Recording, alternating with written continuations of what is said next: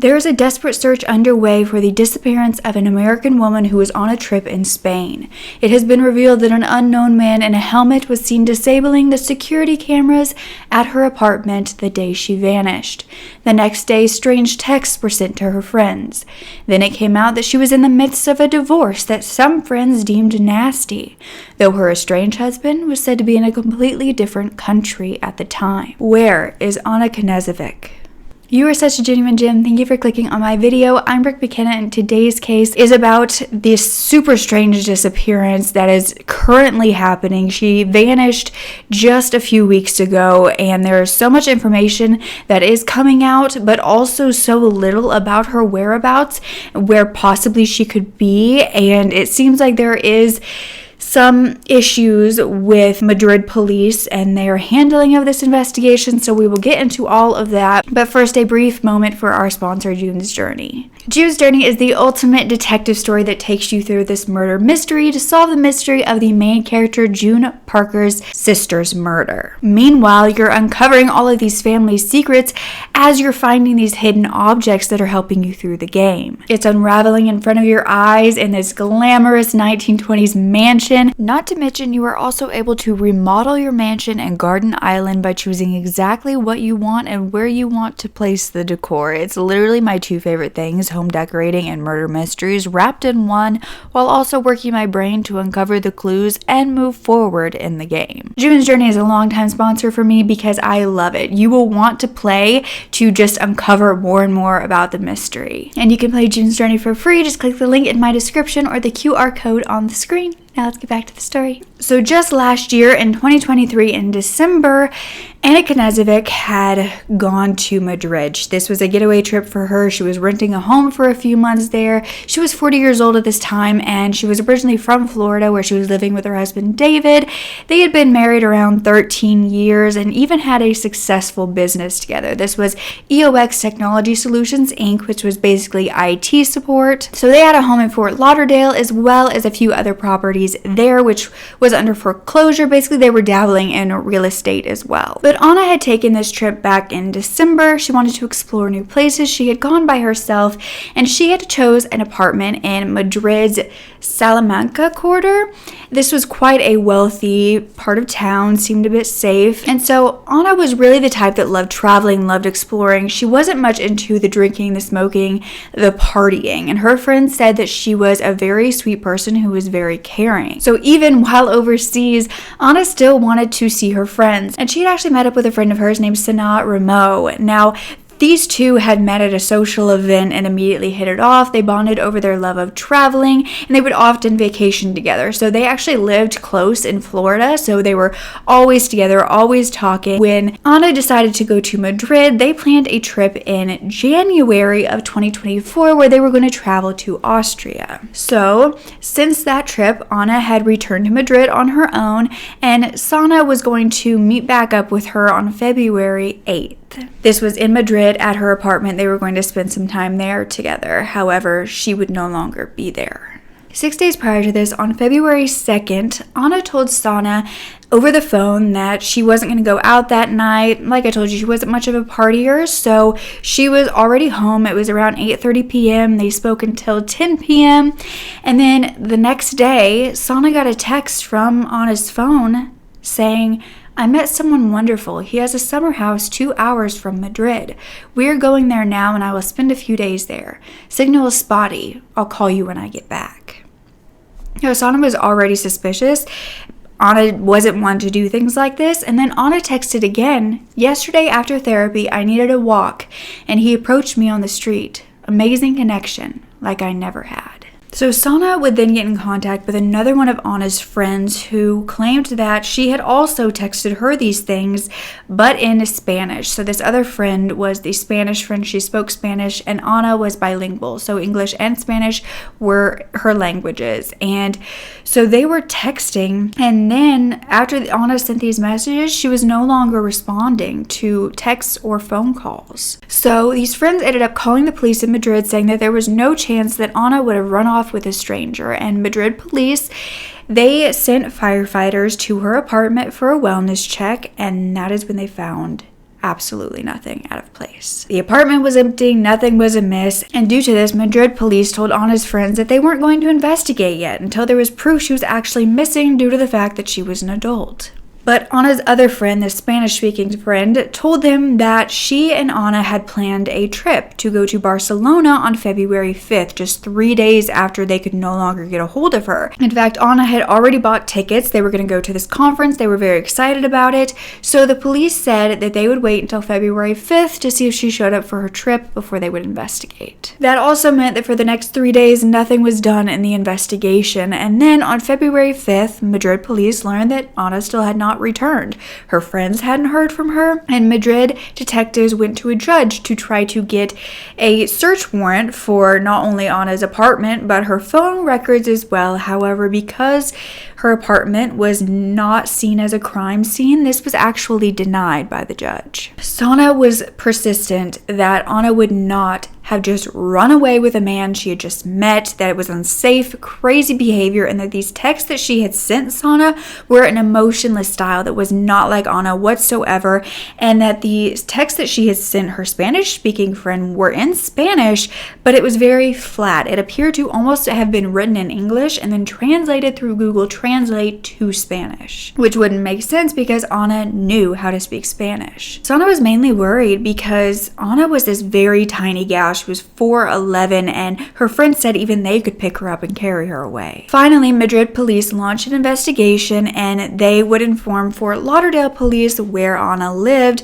of her disappearance. So Fort Lauderdale police claimed then that the FBI was in charge of handling the investigation due to Anna being reported missing abroad. Spain's Missing Persons Association also took Anna's photo and posted it everywhere for information, that they were not getting any tips, or so they have said. Then neighbors at Anna's apartment building came forward to say that that night of February 2nd, when she was last heard from, they saw her outside of the apartment around 10 p.m. It turned out that back in Fort Lauderdale, Anna was going through a divorce with her husband of 13 years, David, and she had gone to Madrid alone to gather her thoughts in all of this.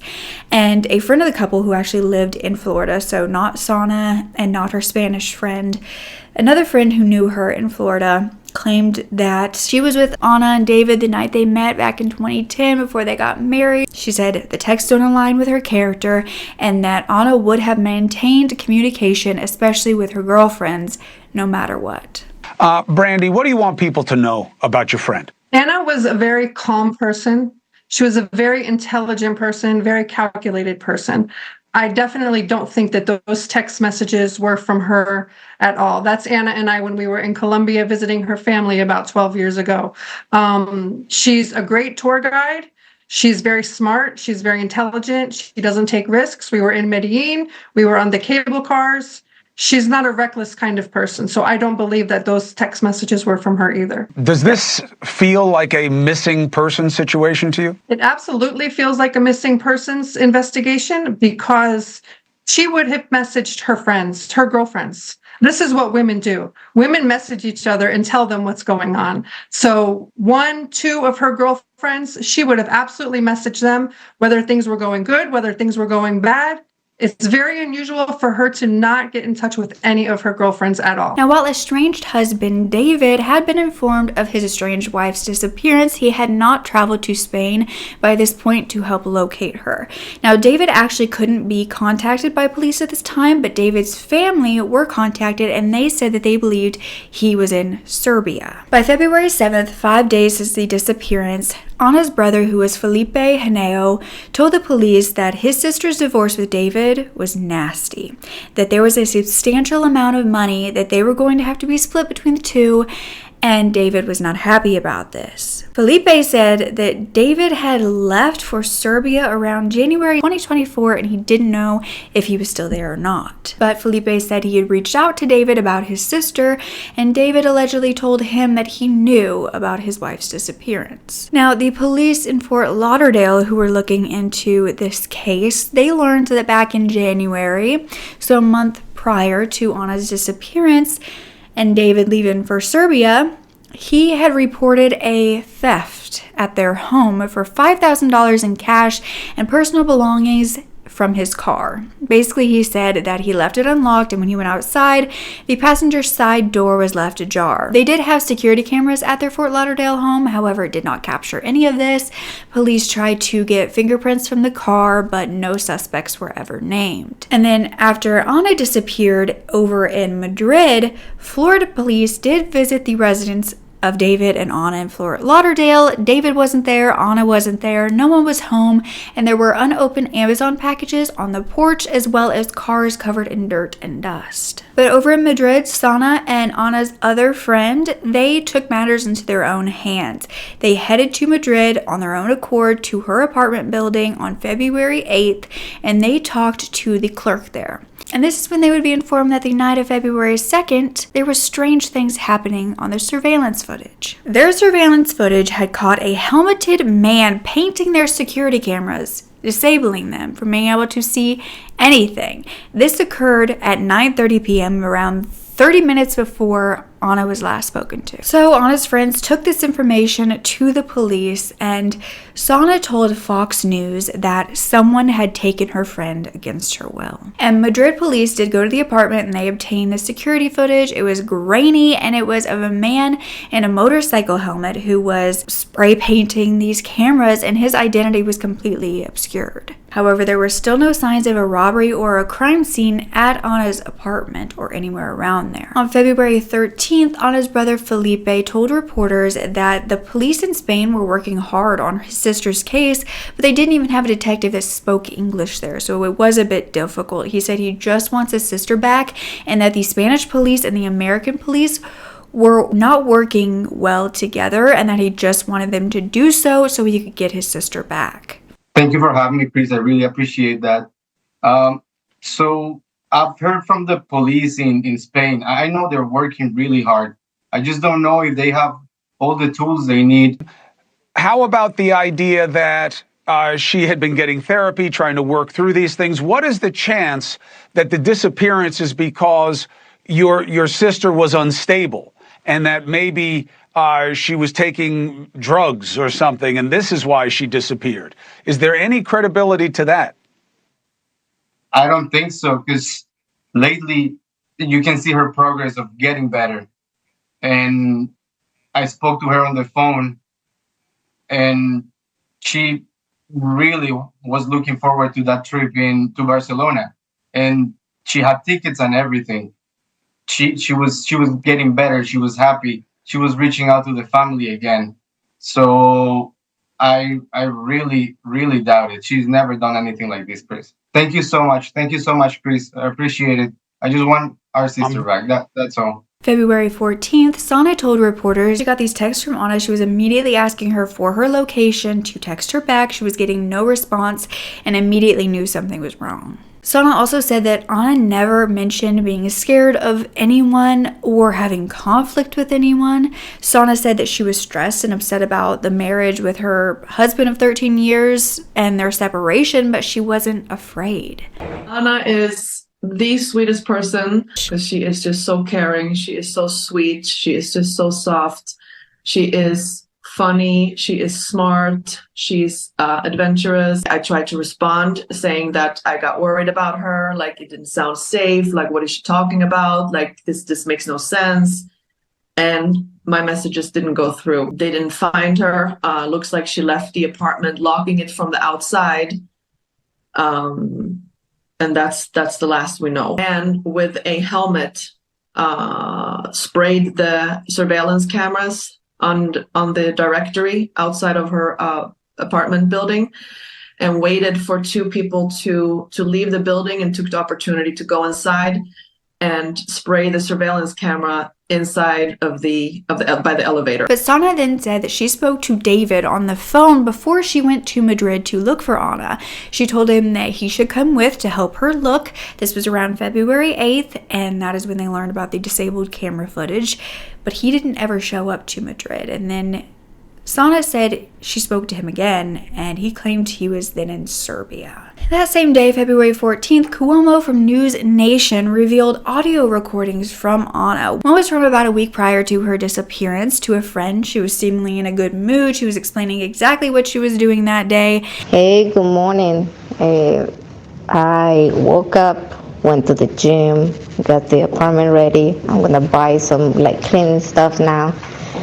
And I fixed my hair, my nails, and now I'm just heading back. How are you? I miss you too.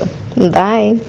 And then another audio recording was heard from February 2nd, earlier to when she vanished. And she had sent this to her friend, also in a great mood, talking about her trip to Barcelona, that she was excited. And this audio message was specifically interesting because there was no mention of this mystery man that the text alluded to that she had just met, according to the text, that day. She never mentioned anything about him on the audio message. I saw an apartment that I loved yesterday. So hopefully it will be mine. I don't know. And now I'm on my way to see another one, and everything's doing great. I'm feeling actually really good. I'm going on Monday to Barcelona with a friend of mine. It's just a day trip. We're going and then we're coming back. She's very excited about it. On February 19th, David's newly obtained attorney named Ken Padowitz went on Cuomo for News Nation, and he was speaking about how David had not been absent throughout this entire process. That basically, David was very concerned about the whereabouts of his wife, and that his attorney said he doesn't find it strange that David wouldn't have been searching for her. Well, let me start by saying this, Chris. It is a horrible, tragic situation, and I can't even begin to imagine what it must be like for her family and her friends that she's been missing for this long period of time. I can tell you, in speaking to my client, I'm an attorney in South Florida, that he is also very concerned for the whereabouts of his missing wife. He is living in Serbia. His wife, who he's been separated from a number of months, went to Spain and then turned up missing. My client has no friends in Spain. He has no relatives in Spain. He doesn't own property in Spain. He doesn't speak the Spanish language.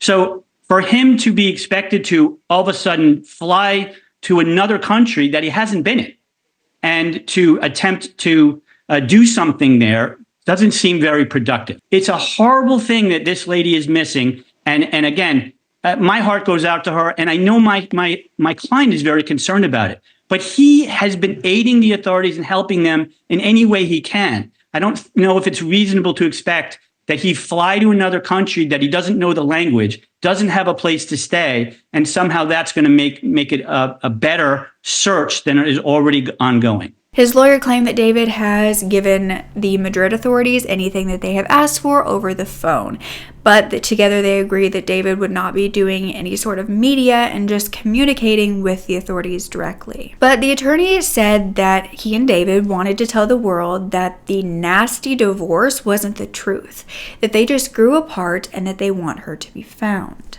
But it comes to a point when this false narrative that there was a hotly contested divorce, which just is not true. That was located in a Fort Lauderdale police report, and it was not accurate. And so at some point, we felt it necessary to come on and to tell the world, hey, listen, this is a horrible, tragic situation, and we hope that she is found sooner than later, of course. But my client has nothing to do with her disappearance and was not even in the same country.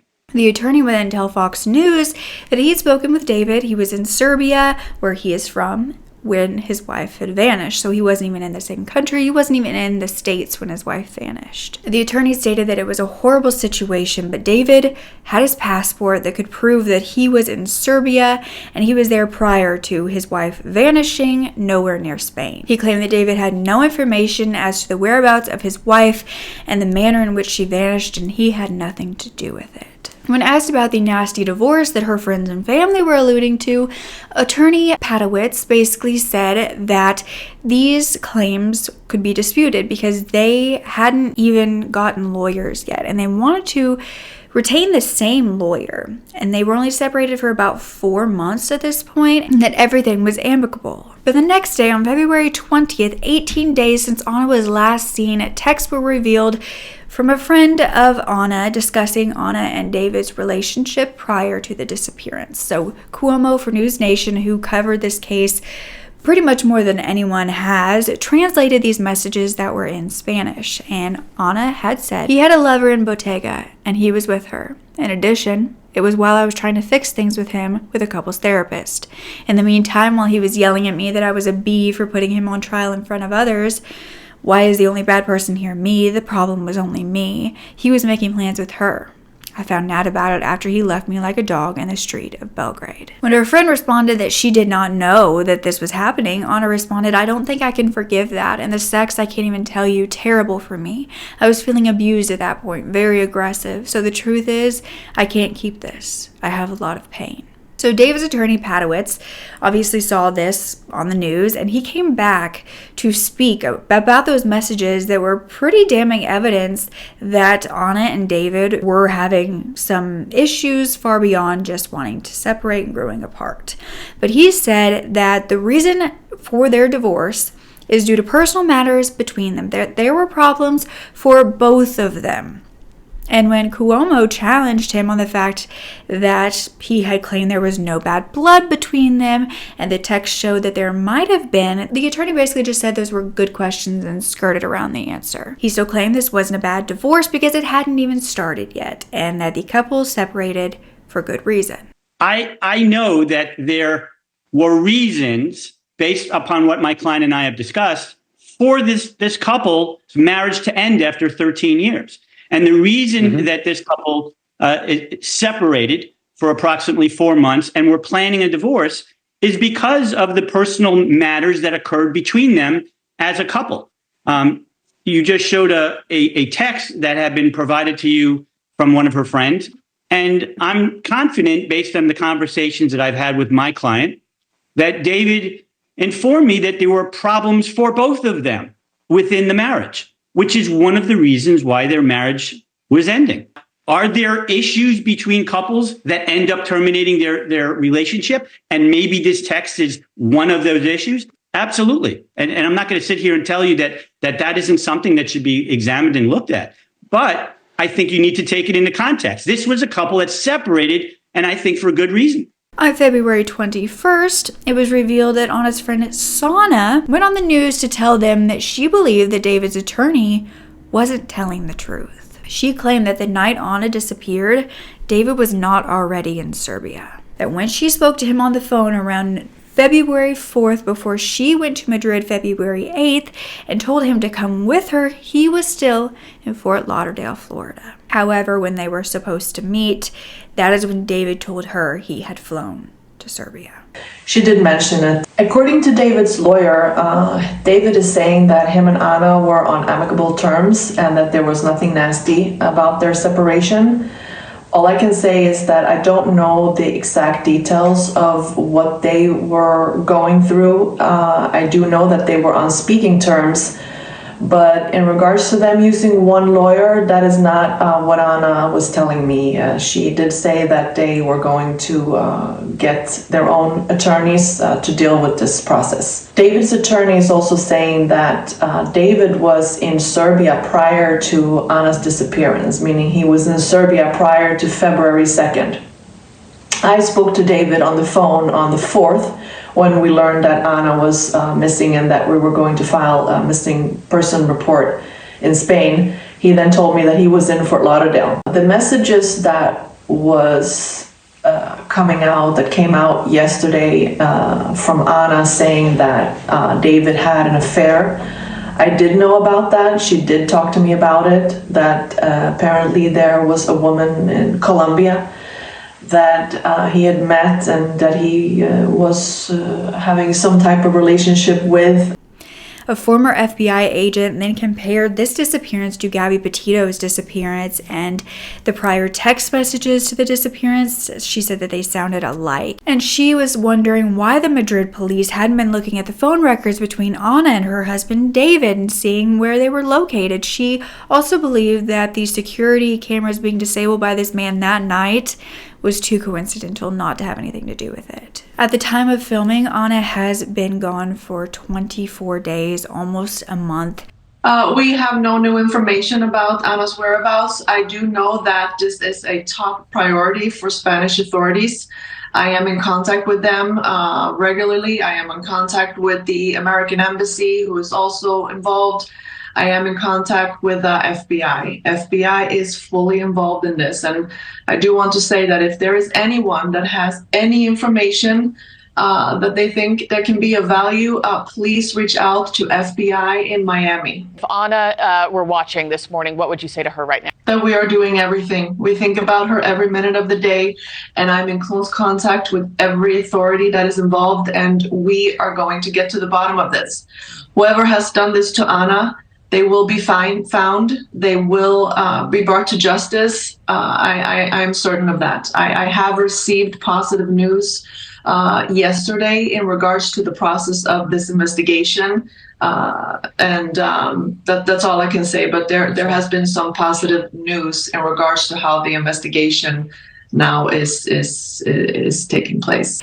And I'm hoping that the next plan of action for the police, if not already done and just not public information, is that her phone records and her phone's tracking data is obtained and investigated. Who was the last person that Anna spoke with? Did her estranged husband know exactly where she was living? Was she on dating apps or seeing someone new while in Madrid? Was this a planned kidnapping? And if so, was this for Anna specifically, or was this of a random American tourist who seemed to have money? Or was it possibly just because she was a beautiful woman? That is a scary thing here, especially when you're a tourist, but just being a woman in general can be a very dangerous thing, to be alone. And so this could just simply be that someone took advantage of an independent woman traveling alone. But is it possible to retrieve David's phone records, see if he was in contact, see if he really was in Spain, or if he knows anybody in Spain and has contacted them? I just fear that because this is an American woman who vanished overseas, that this case could get pushed to the side. And so I think that it's very important for us to push the authorities over in Madrid and the FBI in the States to really demand answers for Anna and keep searching for her. The main theory that many people have is that her husband David did have something to do with it, and if that is the case, then we need to keep pushing till we find information that connects him. But if not, we still need to keep pushing, if this was a completely random kidnapping, to find Anna. Her brother has told the Washington Post that he hopes international attention will make finding Anna a top priority. So when I heard this, I really wanted to bring this to you. If you hadn't heard about it, I can keep you updated. Just subscribe down below and I will make updates if hopefully there are some good updates. Hopefully we find Anna, but she's still alive today. The desperate search is still underway, so if you know anything, please contact the proper authorities. What do you think happened to Anna? Was this simply a woman all alone that was taken advantage of, plotted against overseas in a country that was not her own? Or is this something much more sinister and something that has to do with a nasty divorce where she would win half of the money that her and her estranged husband had made through their business that was very successful? I feel like this is going to be a huge case once more information comes out, so I wanted to get you started early on knowing all of the details. But let me know what you think, and don't forget to speak up. Your voice is powerful enough. I love you to absolute pieces. Bye.